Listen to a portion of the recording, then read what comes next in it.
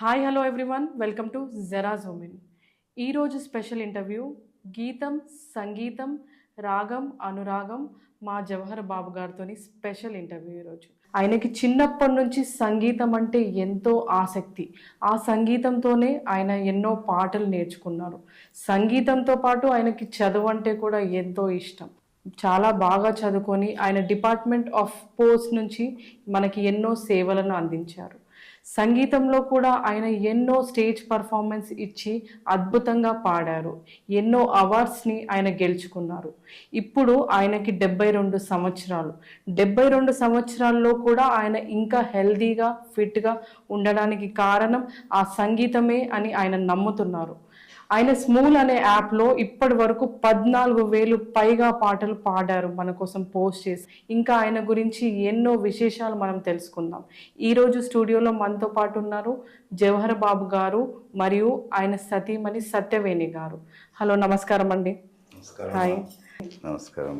నమస్కారం మ్యామ్. చెప్పండి సార్ మీ గురించి. నా పేరు జవహర్ బాబు అండి. నేను పోస్టల్ డిపార్ట్మెంట్లో చేశాను. నా ఊహ తెలిసినప్పటి నుంచి నాకు ఘంటసాల గారి సంగీతం అంటే చాలా ఇష్టం.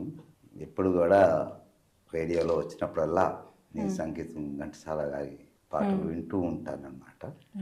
సో నా 15 సంవత్సరాలు నాకు ఉన్న అప్పటి నుంచి కూడా బాగా ఇంట్రెస్ట్ అన్నమాట. ఆయన బాణి నాకు చాలా నచ్చింది. ముఖ్యంగా మంచి ఆర్ద్రత, తర్వాత ఆహ్లాదకరం, ఇవన్నీ కూడిన పాటలు పాడుతుండేవాడు అనమాట. లీనమైపోయి వింటుండేవాడిని అనమాట. ఆ విధంగా నాకు మొదట బేసు ఘంటసాల గారి సంగీతమే. పాట వచ్చినప్పుడల్లా పాడుకుంటూ ఉండేవాడిని. నాకైతే సంగీతం అన్నది సెపరేట్గా నేను నేర్చుకోలేదు. సాంప్రదాయ సంగీతం నేర్చుకోలేదు.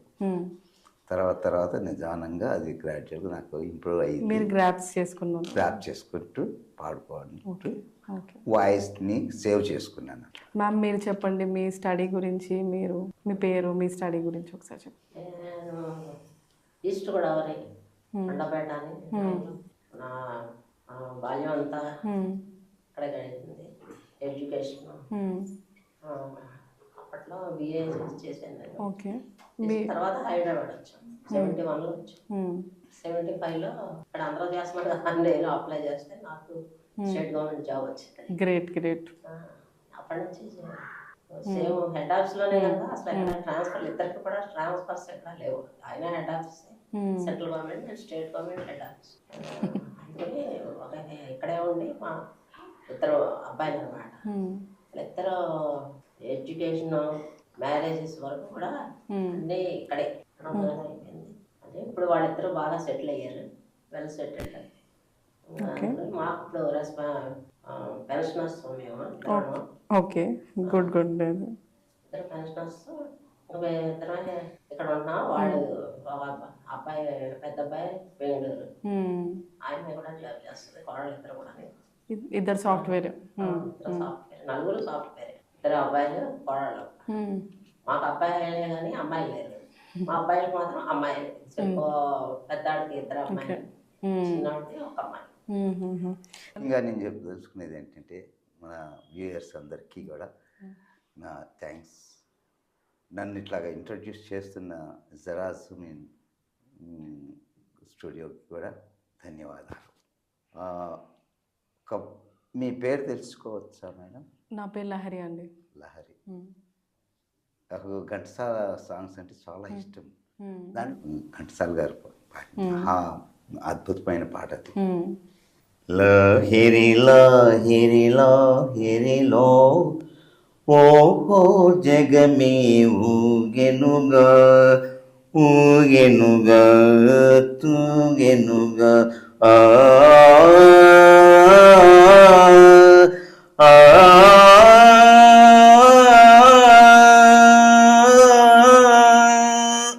అది లైఫ్లో అంబిషన్ ఒకటేనమ్మా. మా ఫాదరు ఇస్ నౌ ఎక్స్పైర్డ్. ఆయన ఫిడిల్ వాయిస్తారు. సో కొంచెం ఆ జీన్స్ నాకు అంటుకుంది. నాకు వాయిస్ అంటే బికాస్ ఘంటసాల సాంగ్స్ వింటూ వింటూ వింటూ ఆ వాయిస్ అనేది నాకు ప్రజెంటేషన్ చేసుకోవడం అయిందనమాట. ఈ సింగింగ్ కాకుండా ఇంకా మీకు వేరే ఏమైనా హాబీస్ ఉన్నాయా? సింగింగ్ నేను చదువుకున్న టైంలో I was football player. That's great. అసలు ఫుట్బాల్ ప్లేయర్, సెంటర్ హాఫ్. మీకు కొన్ని అవార్డ్స్ వచ్చాయి కదా, మా ఆడియన్స్ కి ఒకసారి చెప్పరా ఏమేమి అవార్డ్స్ వచ్చాయి? నేషనల్ కటక్ వెళ్ళాడు. తర్వాత ఇటు ఫుట్బాల్ వెస్ట్ గోదావరి, కోయిలగూడెం, రంగారెడ్డిగూడెం.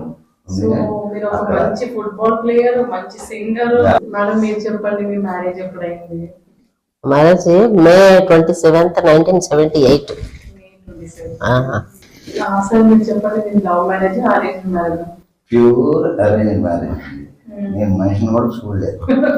మా పేరెంట్స్ ఉన్నప్పుడు వాళ్ళు చూసి వాళ్ళని వెళ్దామా పలానా రోజు వెళ్ళాం, మా అమ్మ కూర్చున్నాం చూసాను. అంతవరకు ప్యూర్ అరేంజ్ మ్యారేజ్. నాకు మీరు చెప్పండి సార్, ఎప్పుడైనా కోపం వస్తా?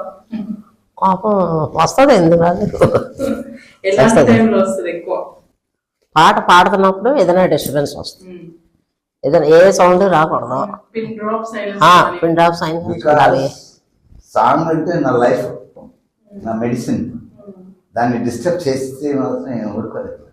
ఎందుకంటే సాంగ్ అనేది నా first wife. First wife is song. Because నా ఏజ్ 10 నుంచి నేను పాడుకుంటూనే దాంట్లోనే ఉన్నాను. సంగీతంని మీ జీవిత భాగస్వామిగా మై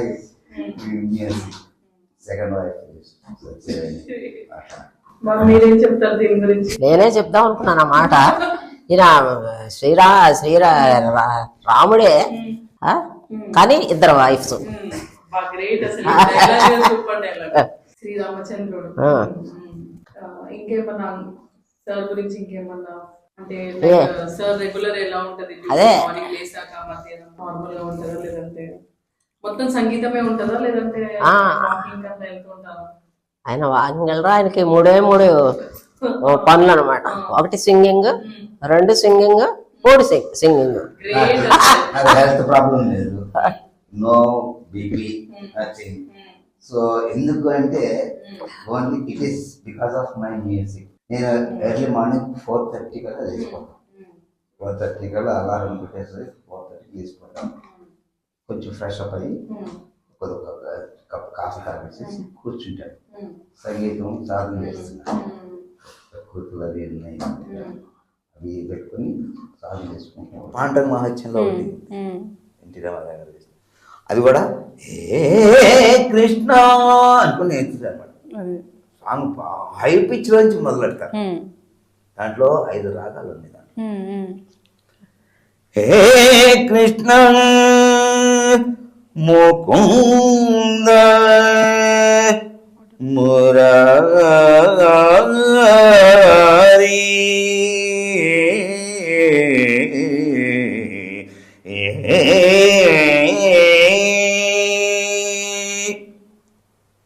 దేవకి పంట వసుదేవు ఇంట అన్నది ఒక రాగం వస్తుంది. మళ్ళీ ఇంకో రాగం అలాగే అమ్మ తమ్ముడు మన్ను తినేను చూడమ్మాయని రామన్న తెలుపగా అదొక రాగం. అలాగే కలియ పని పణ జానాల జన జన అది ఆ స్ట్రాంజా ఇంకొక రాగం. అలాగే కస్తూరి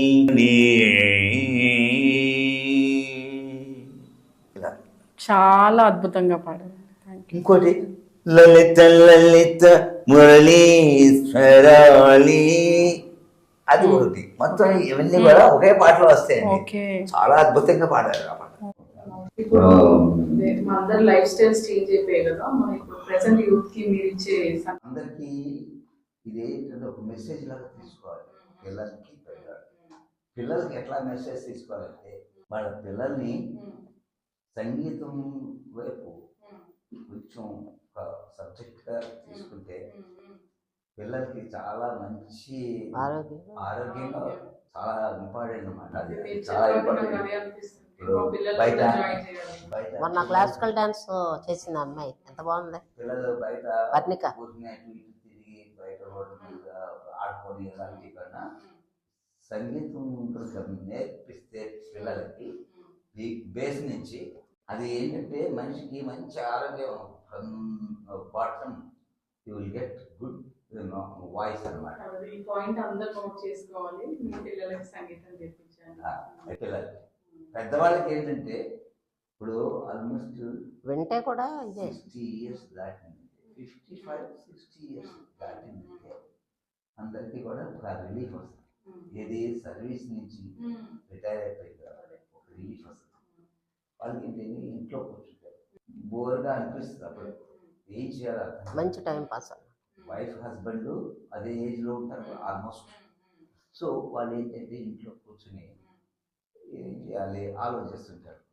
ఈ ఆలోచన చేస్తూ పిల్లలు ఇక్కడ ఉండరు, ఎక్కడో ఉంటారు. ఇప్పుడు మా కేసే తీసుకోండి, అదే పిల్లలు పెద్దవాళ్ళు అవుతారు, సెటిల్ అయిపోతారు. మా పిల్లలు ఒకడు ఆస్ట్రేలియా, ఒకడేమో బ్యాంక్. వీళ్ళిద్దరూ పెళ్ళిళ్ళు అయిపోయింది, పిల్లలు మాకు ఇద్దరు మనవరాలు ఆడుకుంటున్నారు. అయితే ఇట్లాగా వాళ్ళు సెటిల్ అయిపోయారు, మేము ఇక్కడ ఇద్దరే ఉంటాం. ఏం చేయాలి, అందుకని ఏదో ఒక అవిగేషన్ పెట్టుకోవాలి లైఫ్. అప్పుడు మనకి టైం అన్నది మనకి తెలియకుండా. నాకు ఎలాగైనా సంగీతం ఇష్టం. ఇప్పుడు మనం బయటకు వెళ్ళక్కర్లేదు, ఒక గ్రూప్కి వెళ్ళి పాడి రావాల్సినంత అవసరం లేదు. మన ఇంట్లోనే మన మొబైల్లోనే కరోకే వచ్చేస్తుంది. ఆ కరోకే ప్రకారం మనం పాడేసుకుంటాం. ఇది ఎంతసేపు పాడినా కూడా యూ డోంట్ బిలీవ్, నేను 4 o'clock అయినా కూడా మధ్యాహ్నం భోజనం చేయను. ఎందుకంటే నాకు కాన్సన్ట్రేషన్ అట్లా ఉంటుంది. డ్యూయట్ అనేది మంచి సింగర్స్ ఉన్నారు, ఫీమేల్ సింగర్స్ మంచి సింగర్స్ ఉన్నారు, జెంట్స్ మంచి సింగర్స్ ఉన్నారు. స్మూల్ యాప్లో ఆ యాప్ అన్నది అంత కోఆపరేట్ చేస్తుంది అన్నమాట. సో ఇప్పుడు ఏం చెప్పేదంటే ఏజ్డ్ ఉన్నారు, ఆ 60 years దాటిపోయిన వాడు ఏం చేయాలి, అప్లికేషన్ చూసుకోవాలి. బయటకు వెళ్ళి ఫిజికల్గా ఇంకా వర్క్ చేసేవాడు స్కోప్ లేదు. అక్కడ చేసుకుందామన్నా ఒక 2 సంవత్సరాలు 3 సంవత్సరాలు తిరగడం కష్టం, చేసి తిరిగి చేసుకోలేరు. మనశ్శాంతి కావాలంటే పెద్దవాళ్ళుగా వాళ్ళ లైఫ్ పీస్ఫుల్గా నడవాలంటే డివోషన్ కావాలి, ఆరోగ్యం కావాలి, డివోషన్ కావాలి. ఇంతకన్నా ఇంకేం అక్కర్లేదమ్మా. పీస్ఫుల్గా నా లైఫ్ వెళ్ళిపోతే చాలు. That is my aim. So ఆ విధంగా నేను రిటైర్మెంట్ అయిపోయిన తర్వాత నేను హ్యాపీగా, నాకు ఎట్లా టైం పాస్ అవ్వాలనేది లెక్క లేదు. మార్నింగ్ అన్నీ అయిపోయిన తర్వాత కాసేపు కూర్చుంటాను, అప్పటి నుంచి మొదలెడతాను. భోజనం టైం కాస్త ఏదో టైం చేస్తాను. ఎక్కువ తిన్నా కానీ పాడలేను, మళ్ళీ అరగదు కదా. అప్పుడు కూడా పాడాలంటే ఈ నాళాలు పని చేయవు. కొంత డైజెస్ట్ అయిన తర్వాత మళ్ళీ కూర్చుంటాను. రాత్రి 10 అవ్వచ్చు, 11 అవ్వచ్చు, 12 కూడా అయిపోవచ్చు. అప్పటి వరకు నేను పాడుకుంటేనే కూర్చుంటాను. అంటే ఏ టైంకి ఫుడ్ తీసుకుంటారు ఈ సంగీతం గ్యాప్లో? నాకు మూడ్ని బట్టమ్మా, పాటలను బట్టి బాగా మంచి పాటలు ఉన్నాయనుకోండి, అప్పుడు ఎంత ఆ టైం ఆ పాటలన్నీ అయ్యేంత వరకు నేను తినను అన్నమాట. ఓ, ఎంతసేపు అయినా తినకుండా పాడితే తినలేను, పాడలేను. ప్రేమ నగర్లో ఒక డైలాగ్ ఉంది, తాగితే మరిచిపోను, తాగనివ్వదు, మరిచిపోతే తాగగలను, మరువనివ్వదు ఉన్నదా. అట్లాగే నా విషయంలో తింటే పాడలేను. లంచ్ లో ఏం స్పెషల్ సార్ మీరు ఈరోజు? ఇవాళ భోజనం చేయలేదమ్మా ఇప్పటి వరకు. ఇప్పుడు ఎంత 5 ఇప్పుడు సాయంత్రం 5 నాకు టైం తెలీదు. నాకు కాన్సన్ట్రేషన్ అంతగా సాంగ్ మీద ఉంటుంది, టైం తెలీదు. నేను తింటే పాడలేను.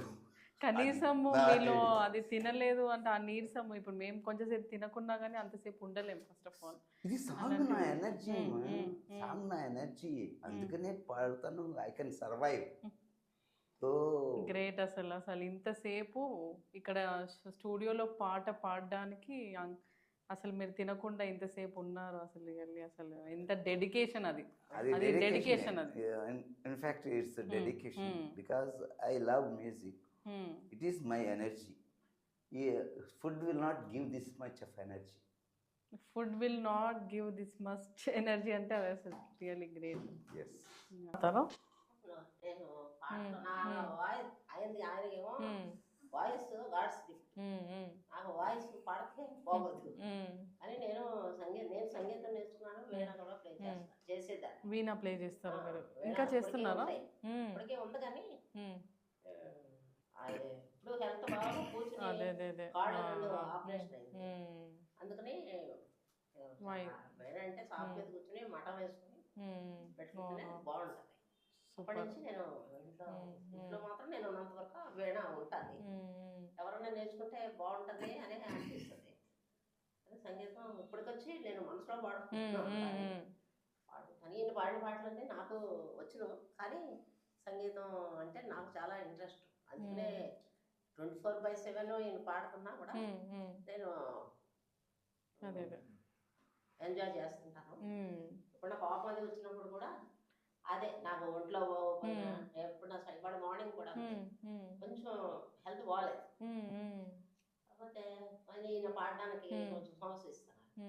తర్వాత రాగం పాడండి, పాడితే బాగుంటుంది నాకు, పాడండి అని చెప్పాను అనమాట. పొద్దున మంచి సాంగ్స్, మళ్ళీ చెత్త సాంగ్ వేరే ఇప్పటి పాటలు బీట్ సాంగ్స్ అయ్యి నాకు అంత ఇష్టం. Old songs, melodies, old melodies అది పాడుతుంటే అదే పాడుతుంటే నాకు బాగుంది, అది మీకు ఎనర్జీ ఇచ్చింది అని పొద్దునే అలా జరిగింది. నాకు సంగీతం మీద ఇంట్రెస్ట్ కాబట్టి సంగీతం కూడినవే బాగా ఇంట్రెస్ట్. ఇప్పుడు ఈ స్పీడ్ బీట్ సాంగ్స్ లాంటివి నాకు ఇష్టం ఉండదు. అదే సంగీతం వల్ల ఇంత తినకున్నా కానీ ఇంత ఎనర్జెటిక్ గా ఉంటారు అని ఇప్పుడే తెలిసింది. సంగీతమే బేస్. ఈరోజు మార్నింగ్ 10:30 వరకు పాడుతూనే ఉన్నారు. టైం చూసి అప్పుడు నేను టిఫిన్ అరేంజ్ చేస్తే కానీ మిమ్మల్ని చూసి నేర్చుకోవాలి. ఘంటసాల గారి సాంగ్స్ లో ఒకటి భాగేశ్వర రాగంలో చాలా నాకు ప్రైవేట్ కాదు, చాలా నాకు బాగా రియల్లీ చాలా గ్రేట్. ఈవెన్ మీ కిడ్స్ కూడా ఎంతో గర్వపడతారు మిమ్మల్ని చూసి. ఎంత బాగా పాడుతున్నారు. మంచి ఫుట్బాల్ ప్లేయర్, మంచి ఒక గవర్నమెంట్ సర్వీస్ చాలా బాగా చేశారు మీరు. చాలా బాగా సిన్సియర్గా కంప్లీట్ చేశారు. తర్వాత కూడా ఇప్పుడు ఫ్యూచర్లో కూడా ఈ సాంగ్స్ అనేది మీరు ఎప్పటికీ కంటిన్యూ చేస్తున్నారు. So long as my throat permits, నా వాయిస్ నా గొంతు పర్మిట్ చేసినంత వరకు నేను నాన్ స్టాప్ గా పాడుతూనే ఉంటాను. అది జనాలకి ఎట్లా అయినా రిసీవ్ చేసుకోనివ్వండి, అది బాగుందా బాగలేదా అన్నది జనాలకే వదిలేస్తాను. డైలీ మీరు అయితే ప్రాణాయామం చేస్తూనే ఉన్నారు మీ హెల్త్ కి, అట్లా పాట పాడుతూ చేస్తూనే ఉన్నా, ప్రాణాయామం చేస్తూనే ఉన్నా. Breathing is my secret. Breathing is secret of really ఇది మేము యాక్చువల్లీ అందరం తెలుసుకోవాలి. దట్ సంగీతం త్రూ కూడా ఇంత హెల్త్ ని ఇంత ఇంప్రూవ్ చేసుకోవచ్చు అని. మ్యూజిక్ థెరపీ ద్వారా ఎంతో మంది మా రిలేటివ్స్ డాక్టర్స్ కూడా ఉన్నారు. వాళ్ళు కూడా they used to hear my songs. Okay okay. నాతో పాడిన లేడీ సింగర్స్ కూడా డాక్టర్స్ ఉన్నారు. వాళ్ళు కూడా మంచి షేర్ చేస్తారన్నమాట, మంచి మంచి songs. Okay, thank you so much అండి. ఈరోజు మా జెరాజ్ ఉమెన్ స్టూడియోకి వచ్చారు మీరు, ఇంత బాగా అద్భుతంగా పాడారు. Really thank you so much. Thank you, thanks అమ్మా. మీ జెరాజ్ ద్వారా మీరు నాకు ఈ ఆపర్చునిటీ ఇచ్చినందుకు ధన్యవాదాలు. థ్యాంక్ యూ అండి, థ్యాంక్ యూ సో మచ్.